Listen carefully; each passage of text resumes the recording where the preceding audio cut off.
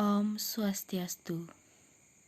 Perkenalkan, nama saya Nikade Dian Priani dengan NIM 2011061004, Prodi PG PAUD, LKM 7 Agama Hindu, Awatara dan Orang Suci. Yang pertama, yang dimaksud dengan orang suci menurut agama Hindu adalah dari kajian filosofi Hindu bahwa orang suci adalah orang yang disucikan dan orang yang dihormati sebagai tokoh mulia dan suci dalam ajaran agama Hindu. Dengan demikian, dapat dimaknai bahwa orang suci Hindu adalah orang yang telah berstatus Dwijati atau Pandita, melakukan ajaran kesucian dalam agama Hindu, orang yang dihormati, diteladani, serta orang yang melepaskan kehidupan duniawinya dengan menaati ketentuan sebagai orang suci atau resi sasana yang berlaku dalam agama Hindu. Sehingga dalam kehidupan orang suci Hindu selalu menjalankan ajaran Dharma secara lahir dan batin. Jadi, orang suci adalah orang yang taat pada ajaran Hindu dan memiliki tugas sebagai pembina dan pelayan umat Hindu. Yang kedua, cara penyucian lahir batin orang suci. Yang pertama, ada golongan Eka Jati atau golongan Eka Jati adalah orang yang suci melakukan pembersihan dari tahap awal yang disebut dengan mewinten. Setelah melewati tahap mewinten, golongan Eka Jati dapat memimpin upacara keagamaan yang bersifat riyatnya. Orang suci yang termasuk kelompok Eka Jati yaitu pemangku, balian, dalang, dukun, wasi, dan sebagainya. Dan yang kedua, golongan Wijati, di mana adalah orang suci yang melakukan penyucian diri tahap lanjut atau mediksa. Orang yang telah melaksanakan proses mediksa disebut orang yang lahir dua kali. Kelahiran yang pertama dari kandungan ibu, sedangkan kelahiran yang kedua dari kaki seorang guru rohani atau dang acarya atau nabi. Setelah melakukan proses mediksa, orang suci tersebut diberi gelar sulingya atau pandita. Kata pandita berasal dari bahasa Sanskerta yaitu pandit yang artinya terpelajar, pintar, dan bijaksana. Orang suci yang tergolong Dwijati adalah orang yang bijaksana. Orang suci yang termasuk kelompok ini antara lain Pandita, Pedanda, Bujangga, Maharesi, Bagawan, Empu, Dukuh, dan sebagainya.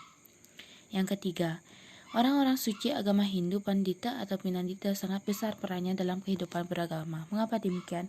Yaitu emang sangat benar karena dalam kehidupan beragama Hindu di Bali, beliau bertugas untuk memimpin pelaksanaan upacara atau upacara keagamaan dan beliau memberi petunjuk-petunjuk atau cara-cara pembuatan banten, memberi Upanishad dan memberikan dewasa untuk orang-orang yang melaksanakan suatu upacara.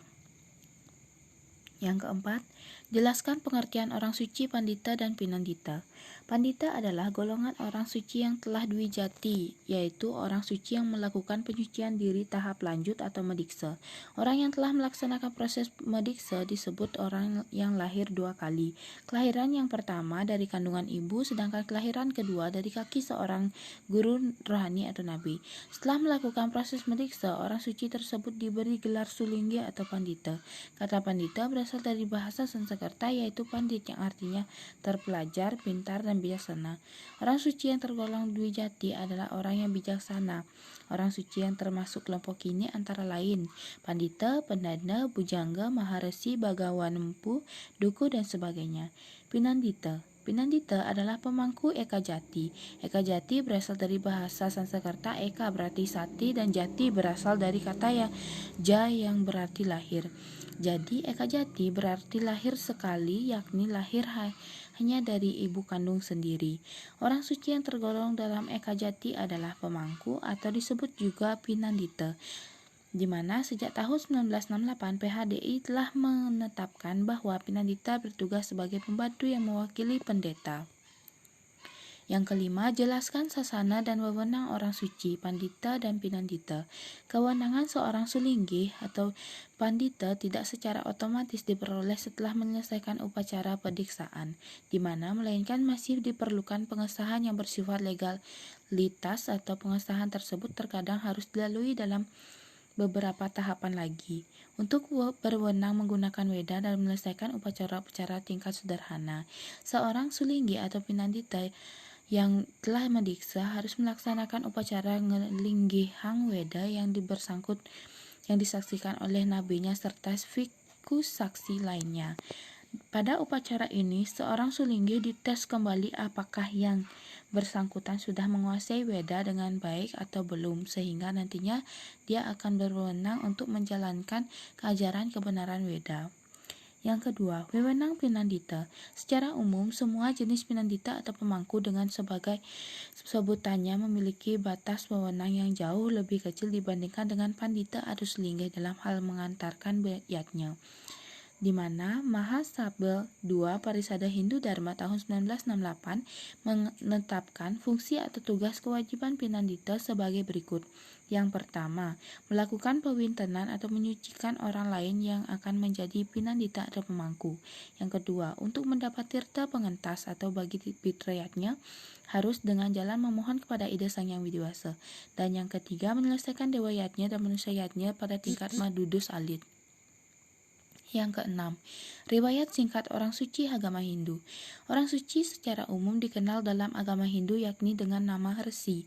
Para Resi ini merupakan orang dalam agama Hindu yang berhasil menerima wahyu dari Ida Sang Yang Widiwasa. Adapun yang penting diketahui oleh generasi pewaris agama Hindu tentang orang suci atau para Resi yang pernah menerima wahyu dari Dewata atau Brahman. Selain Sapta Resi penerima wahyu Weda, ada juga beberapa Maharesi yang dalam kehidupan agama Hindu dikenal dan disebut-sebut dalam kitab suci karena peran dan jasanya. Dangyang Dwijendra sangat terkenal karena pengabdiannya dalam pembinaan umat Hindu di Indonesia, terutama di Lombok, Jawa, Bali, dan Sumbawa. Hal ini diwujudkan karena perjalanan sucinya atau tirtayatra yang dilakukan beliau di Bali. Di Bali, beliau mendapat gelar pendeta Sakti Wau Rauh dan Dangyang Nirata. Yang ketujuh, jelaskan apa yang dimaksud dengan awatara dalam ajaran agama Hindu. Awatara atau avatar dalam ajaran agama Hindu adalah inkarnasi dari Tuhan Yang Maha Esa maupun manifestasinya. Tuhan Maha Esa ataupun manifestasinya turun ke dunia, mengambil suatu bentuk dalam dunia material guna menyelamatkan dunia dari kehancuran dan kejahatan, menegakkan dharma dan menyelamatkan orang-orang yang melaksanakan dharma atau kebenaran. Yang ke-8, sloka-sloka yang menjelaskan tentang awatara dalam ajaran agama Hindu. Sloka yang pertama yaitu Bhagavad Gita Adhyaya 4 sloka 7. Yada yada hidarmaisya glanirbawati bharata abhyutanam adarmasya tadatmanam sriam aham, yang artinya sesungguhnya manakala dharma berkurang kekuasaannya dan tirani hendak merajalela, wahai Arjuna, saat itu aku akan ciptakan diriku sendiri. Yang kedua, ada Bhagavad Gita bab 4 sloka 8. Paritranaya sadunam winauya caduktram dharma sasta panataya sabawani yuge-yuge, artinya untuk melindungi orang-orang baik dan memusnahkan orang-orang jahat, aku lahir ke dunia dari masa ke masa untuk menegakkan dharma. Itu adalah contoh-contoh sloka tentang awatara dalam ajaran agama Hindu. Yang ke-9, sebutkan dasa awatara yang dilemakan oleh Betara Wisnu, yaitu yang pertama Matsya Awatara, yang kedua Kurma Awatara, yang ketiga Waraha Awatara, yang keempat Narasima Awatara, yang kelima Wamana Awatara, yang keenam Parasurama Awatara, yang ketujuh Rama Awatara, yang ke-8 Krishna Awatara, dan 9 Buddha Awatara, dan 10 Kalki Awatara. Jenis-jenis awatara. Yang pertama, Matsya Awatara, yaitu perwujudan Tuhan sebagai ikan besar yang menyelamatkan Manu dari banjir besar. Yang kedua, Kurma Awatara, merupakan perwujudan Tuhan sebagai kura-kura raksasa untuk menopang Gunung Mandara dalam usaha para dewa dan asura dalam memperoleh tirta amarta dengan cara mengaduk lautan Graba. Yang ketiga, Waraha. Waraha Awatara merupakan perwujudan Tuhan sebagai babi hutan raksasa yang menyelamatkan bumi yang terlempar dari orbitnya yang membunuh raksasa Hiranyaksa. Yang keempat, Narasimha Awatara adalah perwujudan Tuhan sebagai manusia berkepala singa yang membunuh Raja Hiranyakasipu yang kejam untuk menyelamatkan Pahlada yang merupakan pemuja Tuhan yang sangat taat. Yang kelima, Wawana Awatara adalah perwujudan Tuhan sebagai manusia cebol dan kerdil yang akhirnya mengalahkan keangkuhan Raja Bali. Yang keenam, Parasurama Awatara, penjelmaan Tuhan sebagai seorang pendeta ksatria yang bersenjata kapak dan membunuh Bali.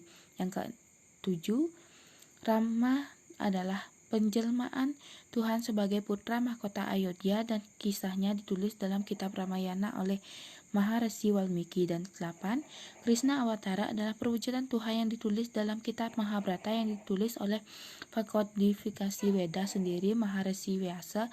Sebagai dijelaskan dalam Bhagavad Gita, kemunculan Krishna adalah kemunculan Tuhan dalam mewujudkan wujudnya yang asli. Yang kesembilan, Gautama Buddha Awatara, yaitu kemunculan Tuhan sebagai putra Raja Kapilavastu yang dengan nama kecil Siddhartha Gautama dan memiliki misi mengembalikan ajaran Weda yang ditafsirkan keliru oleh para kaum Brahma. Yang kesepuluh, Kalki Awatara merupakan awatara Tuhan yang diperkirakan akan muncul mengendarai kuda putih dan bersenjata pedang terhunus dalam membasmi orang-orang jahat pada akhir kali yoga. Baik, sekian yang dapat saya sampaikan. Saya tutup dengan Prama Santi. Om Santi Santi Santi Om.